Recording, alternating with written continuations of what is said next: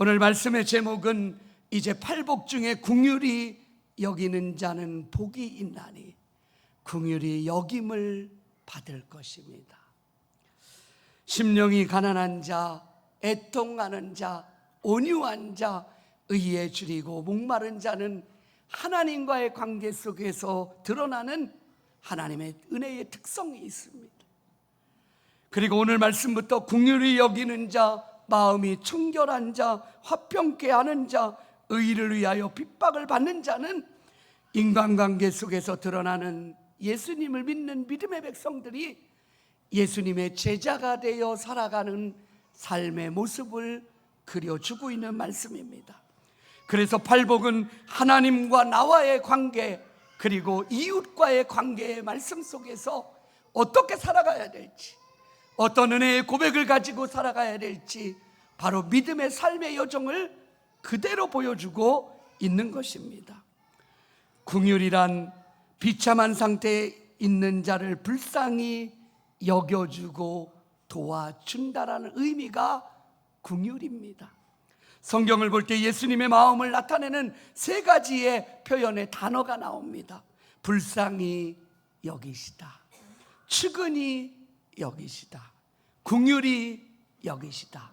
이 말씀은 하나로 말한다면 하나님의 긍휼하심의 마음을 그대로 보여주고 있는 말씀입니다. 긍휼이란 자격이 없는 자에게 베푸는 자비와 사랑과 은혜인 것입니다. 먼저는 우리 모두가 하나님의 긍휼을 입은 자임을 믿으시기를 간절히 바랍니다. 죄로 인해서 죽을 수밖에 없는 인생, 멸망받을 수밖에 없는 인생, 어떤 소망도 없는 인생인데 하나님이 우리를 사랑하셔서 하나님의 구원의 백성이 되고 십자가의 보혈의 능력을 힘입는 자마다 영생의 축복을 주신 하나님의 긍휼하심과 사랑의 은혜가 오늘 이 말씀 속에 있는 것입니다.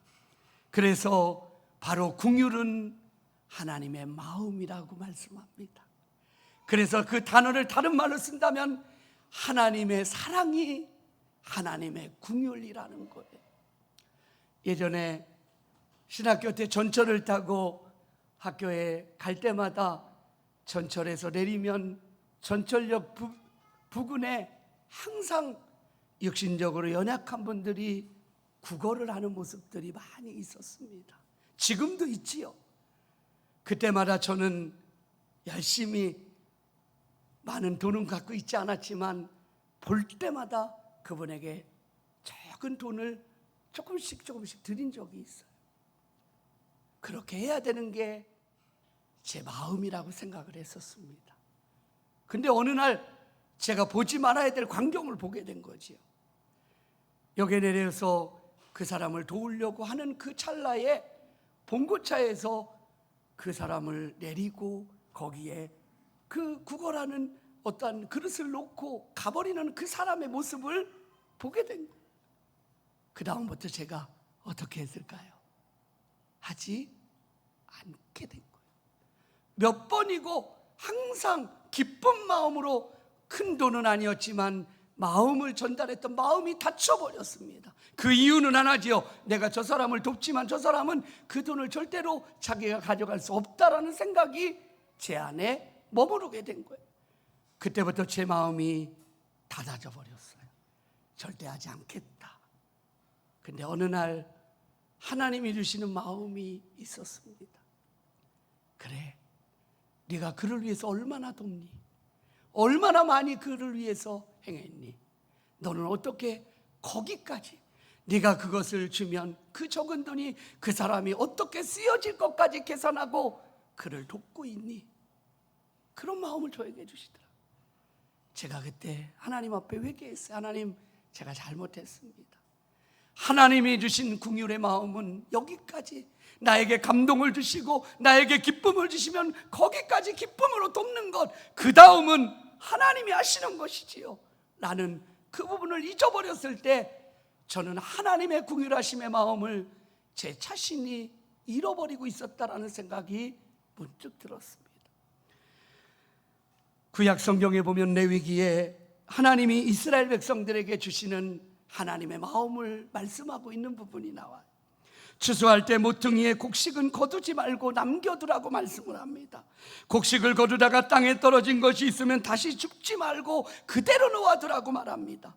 포도원의 열매도 다 따지 말고 얼마간 남겨두라고 말합니다. 왜 그렇게 했을까요? 어렵고 가난하고 힘들고 굶주린 백성들이 바로 너희가 그 추수를 남겨두었던 그것으로 인해서 그들이 그것을 통해서 얻을 수 있도록 해놔라. 하나님의 긍휼의 마음은 하나님의 사랑이었습니다. 그것은 단지 육신적인 어떠한 양식에 대한 부분이 아니라 영적으로 살아가는 저와 여러분의 인생 가운데도 하나님은 여전히 한 영혼 한 영혼을 구원하시고 하나님의 사람으로 살아가길 원하시는 것이 하나님의 긍휼이고 하나님의 마음임을 믿으시기를 간절히 바랍니다. 그래서 오늘 말씀은 뭐예요? 하나님의 마음을 아는 거예요. 하나님이 어떠한 사랑, 하나님이 어떠한 마음으로 우리에게 말씀하시고 인도하시는지를 알고, 그리고 하나님을 믿는 믿음의 백성들 모두가 우리가 어떤 삶을 살아가야 될지에 대한 하나님의 음성을 듣는 저와 여러분이 되기를 간절히 바랍니다. 예레미야 애가에 보면 예레미야 선지자는 이스라엘 백성들이 죄로 인해서 무너져가는 그들의 모습을 하나님이 먼저 보여주셨어요. 그들이 회개하고 돌아오지 않으면 이스라엘 나라가 멸망받을 것을 하나님은 예언하셨어요. 예레미야는 눈물을 흘리며 이스라엘 백성들에게 하나님의 말씀을 선포합니다. 그래서 예레미야 애가라는 거 뭐예요? 슬픔의 노래라는 거. 죄로 인해서 죽음을 향해 치닫고 있는 이스라엘 백성들을 향해 여호와께로 돌아오라고, 여호와께서는 너희를 찢으셨으나 다시 낫게 하실 것이다, 너희를 다시 살리실 것이다 라는 하나님의 마음을 전달하는 복음을 예레미야 선지자는 고백하고 있었던 것입니다. 이것이 바로 예레미야의 마음이 아니라 하나님의 마음이 예레미야에게 느껴지게 되어진 겁니다. 이사야 55장 7절에 보면 악인은 그의 길을 불의한 자는 그의 생각을 버리고 여호와께로 돌아오라. 그리하면 그가 긍휼히 여기시리라. 우리 하나님께로 돌아오라. 그가 너그럽게 용서하시리라. 할렐루야. 여호와께로 돌아오면, 하나님 앞에 회개하고 하나님 앞에 엎드리면 하나님의 긍휼하심의 은혜가 우리의 인생을 다시 새롭게 함을 믿으시기를 간절히 바랍니다. 예수님의 긍휼은 예수님의 사역의 모든 현장 속에 그대로 나타납니다. 베세다 광야 빈들에서 5천 명을 먹이신 오병의 기적은 예수님의 사랑과 긍휼로 시작된 기적이었어요. 마태복음 15장에 보면 예수께서 제자들을 불러 이르시되 내가 무리를 불쌍히 여기노라. 그들이 나와 함께 있은지 이미 사흘임에 먹을 것이 없도다. 길에서 기진할까 하여 굶겨 보내지 못하겠노라. 이러면서 제자들에게 너희가 먹을 것을 주라고 예수님이 말씀하시는 장면이 나와요. 그때 제자 중에 빌립이 예수님이 이 사람들을 먹이려면 200데나리온의 떡이 있어도 부족합니다. 하나님의 긍휼과 하나님의 사랑을 실천하는 자리는 계산의 자리가 아니라는 거예요. 계산하거나 어떤 인간적인 방법을 동원하는 것이 아니라 하나님은 제자들에게, 주님은 제자들에게 뭐예요? 그 제자들의 긍휼의 마음을 보십니다. 그때 안드레는 어떻게 합니까? 한 어린아이의 도시락을 들고 와서 예수님 앞에 이 어린아이의 도시락이 여기 있습니다, 이것이 얼마나 되겠습니까? 라는 그 마음을 하나님은 기쁘게 받으시지.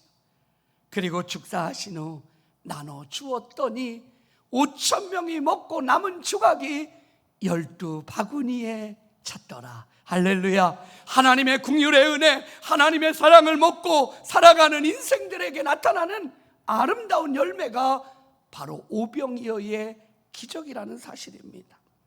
베다니에 사는 나사로가 죽었을 때 예수님은 친히 무덤까지 가셨습니다. 그리고 그 돌문을 열으라고 말씀하십니다. 여기에서는 마찬가지로 예수께서 그의 우는 것과 함께 온 유대인들의 우는 것을 보시고 심령의 통분이 여기시고 민망히 여기사, 원어에서는 긍휼히 여기사라는 표현의 고백이 나와요. 그래서 나사로를 살리시는 예수님의 모습이 나옵니다. 나인성으로 예수님이 바쁘게 길을 가고 있을 때 나인성에 사는 한 과부가 외아들이 죽어서 장례하는 장례의 행렬에 멈추게 되어지지요. 그리고 그 관에 손을 얹고 그 외아들을 살리는 놀라운 기적의 역사를 보여주십니다. 여기에도 예수님은 이렇게 말씀하십니다. 주께서 과부를 보시고 불쌍히 여기사. 하나님의 은혜는 언제나 이렇게 시작해요. 주님이 우리의 인생을 긍휼히 여기시고 우리를 살리시고 우리의 연약함을 강하게 붙잡아 주시고 우리의 죄된 인생 가운데서 죄를 사해 주시고 우리가 영생의 축복을 누리게 하는 이 은혜의 삶을 우리가 잊지 않기를 간절히 바랍니다. 그래서 예수님의 긍휼하심의 이 말씀은 바로 오늘을 살아가는 저와 여러분이 이제 예수를 만난 믿음의 사람들이 하나님의 긍휼하심을 나타내고 그렇게 살아가라고 말씀하고 있는 것입니다. 마태복음 18장에 보면 베드로가 예수님 앞에 이런 질문을 던집니다. 주님, 형제가 내게 범죄하면 몇 번이나 용서하여 주리이까? 7번까지 하리이까? 베드로는 자기 생각에 3번이 아니라 4번이 아니라 그래도 7번 정도 용서하면, 야 베드로야, 네가 참 많이 변했구나, 네가 예전보다 훨씬 더 참을성이 있구나, 이렇게 칭찬받을 줄 알았을지 모르겠어요. 그러나 예수님의 대답은 그와 전혀 다른 대답을 하십니다. 뭐라고 말씀하세요? 7번뿐 아니라 7번씩 70번까지라도 할지니라. 계산하면 490번을 용서하라는 거죠. 이 의미는 뭡니까? 그러면 491번에서는 용서하지 않아도 된다는 거.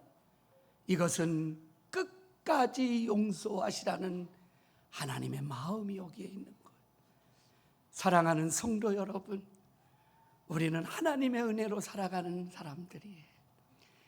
우리의 어떠한 힘이나 우리의 권력이나 우리의 능력으로 인해서 하나님의 자녀가 된 것이 아니라 우리는 하나님의 은혜로 말미암아 십자가의 구속으로 인해서 하나님의 자녀가 되고 하나님의 백성이 되고 하나님의 은혜의 삶을 살아가는 자들. 이제는 우리가 그 은혜를 나타내며 살아가야 돼. 이제는 주님의 마음을 우리 안에 품고 주님이 행하시고 주님이 말씀하시고 주님이 원하시는 그 삶을 저와 여러분이 살아가는 은혜가 우리 안에 있기를 간절히 바랍니다. 마태복음 18장 35절에 보면 너희가 각각 마음으로부터 형제를 용서하지 아니하면 하늘에 계신 아버지께서도 너희를 이와 같이 하겠다.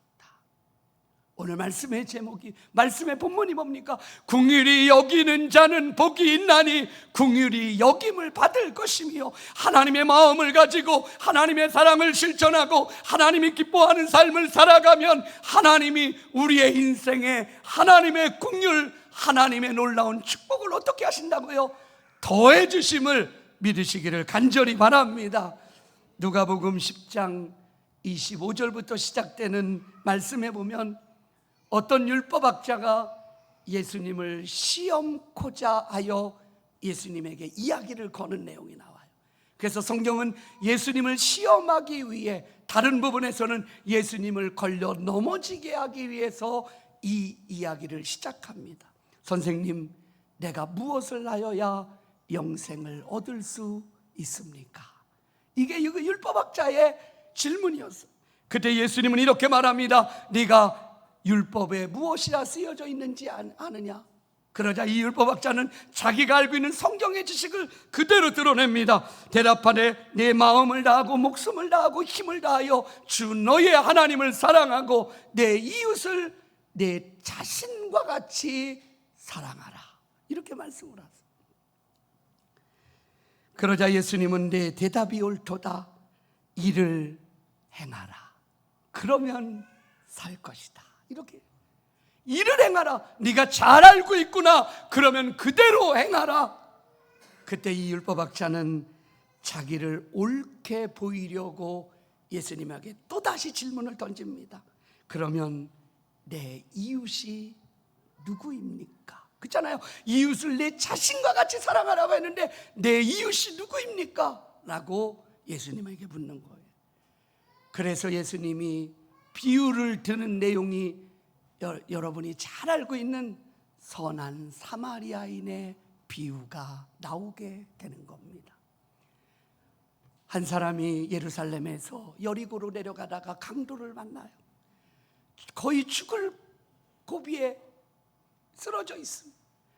그때 성경은 이렇게 말합니다. 마침 그 길로 내려가다가 그를 보고 제사장이 피하여 지나갔더라. 마침이라는 건 뭐지요? 정말 하나님이 우리에게 준 절호의 기회요, 은혜의 기회가 마침이에요. 마침. 근데 그 기회를 은혜의 기회로가 아니라 하나님의 긍휼함의 기회로가 아니라 인간적인 생각의 기회로 지나쳐버리고 있는 거예요. 성경은 이렇게 말합니다. 그를 보고 피하여 지나갔다. 두 번째 사람이 나타납니다. 한 레위인도 그곳에 이르렀더니 그를 보고 피하여 지나갔다. 세 번째, 어떤 사마리아 사람이 여행을 하던 중에 그를 동일하게 봅니다. 강도 만난 그 사람을 보며 성경은 이렇게 기록되어 있습니다. 그를 보고 불쌍히 여겨 가까이 가서 기름과 포도주를 가지고 상처에 붓고 싸매주고 자기 짐승에 태워 주막으로 데려가 치료하였더라. 그리고 주막 주인에게 내가 다시 내일 와서 돈이 더 들었다면 내가 그것을 계산해 주겠다. 이것이 바로 하나님의 긍휼이에요. 아는 게 아닙니다. 보는 게 아니에요. 불쌍히 보고 지나쳐버리면 하나님의 긍휼과 상관없는 삶을 살아가는 것. 오늘 강도 만나 죽어가는 사람을 본 사람은 세 사람이, 성경은 동일하게 그를 보고라고 기록하고 있습니다. 그를 불쌍히 여기고 그에게 가까이 가 그를 치료하고 그를 데려다가 주막에서 치료받게 하는, 그리고 자기의 마음을 최선을 다해 돌봐주는 마음. 예수님이 왜 이 비유를 들으셨을까요? 우리는 하나님의 자녀입니다. 하나님의 아들, 딸들이지요. 오늘도 주님의 날, 여러분이 많은 일들 가운데서도 하나님을 예배하는 것을 가장 우선순위에 두었기에 여러분이 이 자리에 하나님을 예배하는 것, 이 예배가 하나님의 긍휼하심과 하나님의 사랑이 여러분의 인생 가운데 놀라운 은혜와 능력으로 나타나는 삶이 되기를 간절히 바랍니다. 내가 아니라 내 안에 계신 예수 그리스도의 긍휼하심과 사랑과 능력이 여러분을 통해서 예수님이 증거되고 예수님이 보여지고 예수님의 사랑의 능력들이 나타나는 놀라운 은혜를 살아가는 이 한 주간의 삶이 되기를 간절히 바랍니다. 긍휼은 실천할 때 열매가 나타나. 그를 찾아가 그를 싸매주고 그를 데려다가 치료했을 때 하나님의 긍휼은 언제나 그런. 예수님은 가난한 자, 이방인, 병든 자, 절뚝발이, 눈이 보이지 않는 자, 누구도 예수님을 부르기만 하면 예수님은 그를 불쌍히 여기사 아무리 번거로워도 아무리 멀어도 그를 찾아가 하나님의 사랑과 은혜로 그를 다시 고쳐주시고 새롭게 하시는 그 예수님을 우리는 보게 돼요. 우리는 예수님의 자녀고 예수님의 제자입니다. 제자는 예수님과 똑같은 삶을 살아가려고 애쓰는 것. 이 한 주간 하나님의 긍휼, 오늘 말씀 속에 긍휼히 여기는 자는 복이 있나니 너희가 긍휼히 여김을 받을 것이며, 네가 하나님의 사랑을 실천하고 하나님의 말씀 안에서 용서하고 그들을 품고 기도하기 시작할 때 하나님의 은혜는 하늘 문을 여시고 누구를 축복하세요? 저와 여러분의 그 하나님의 긍휼하심을 베푸는 그 인생을 하나님이 축복하심을 믿으시기를 간절히 바랍니다. 사도 바울은 하나님의 은혜로 산 사람이지요. 하나님을 만나기 전에, 그가 진정 예수를 만나기 전에는 그는 그의 인간적인 힘으로 살았던 사람. 바울이 사역을 하면서 가장 힘이 되었던 게 그와 함께하는 많은 동역자들이었어. 그 중에 그는 오네시보르라는 한 사람을 이야기하며 기도하는 내용이 나와요. 이렇게 그는 기도합니다. 원컨대 주께서 오네시보르의 집에 궁유를 베푸시옵소서. 원컨대 주께서 저로 하여금 그날의 주의 궁유를 얻게 하여 주옵소서. 무슨 말인지 아세요? 하나님의 마음, 하나님의 사랑을 가지고 바울이 힘들고 아파하고 감옥에 갇혀있고 그가 사역의 현장에서 아무도 돌보지 않을 그때에 오네시보라는 이 사람이 바울의 아픔과 감옥에 갇혀있을 때 돌봐주었던 하나님의 마음으로 섬겼던 그것을 바울은 잊지 않았다라는 거예요. 그러면서 그가 할 수 있는 건 그가 오네시보르에게 어떤 돈을 주거나 어떤 것을 행한 것이 아니라 하나님을 향해 그는 이렇게 고백을 합니다. 하나님께서 오네시보의 집에 복을 내려 주시옵소서. 그의 인생에 하나님의 은혜가 넘치게 하시옵소서. 우리 비전의 성도들, 우리의 삶의 여정 가운데 저는 두 가지의 고백이 여러분에게 있기를. 하나님, 먼저는 내가 하나님의 사랑과 하나님의 긍휼로 가득한 삶을 살아가는, 예수 만난 자의 기쁨의 삶을 살아가는 성도가 되게 하시고, 이 기쁨과 사랑과 긍휼을 가지고 이 한 주간 여러분을 만나는 사람마다, 여러분의 행하는 자리마다, 여러분의 삶의 중심 속에서 이 하나님의 사랑과 긍휼과 이 은혜를 실천하며 살아가는 이 한 주간의 삶이 되기를 간절히 바랍니다. 할렐루야. 우리 이 찬양의 고백으로 함께 나가겠습니다. 아버지, 당신의 마음이 있는 곳에 나의 마음이 있기를 원합니다. 아버지, 당신의 눈물이 고인 곳에 나의 눈물이 고이기를 원합니다. 하나님 아버지가 바라보는 영혼이 나의 두 눈이 향하기를 원합니다. 사랑하는 여러분, 인간적인 나의 어떤 기준과 판단이 아니라 하나님이 바라보시는 것, 하나님이 가고 싶은 그 자리, 하나님이 원하시는 그곳을 향해 내가 눈으로 바라보고 내 손과 발이 주님이 원하시는 그 길로 향해 함께 달려갈 수 있는 그 은혜가 있기를 소망하며 우리 이 찬양의 고백으로 함께 나아가겠습니다.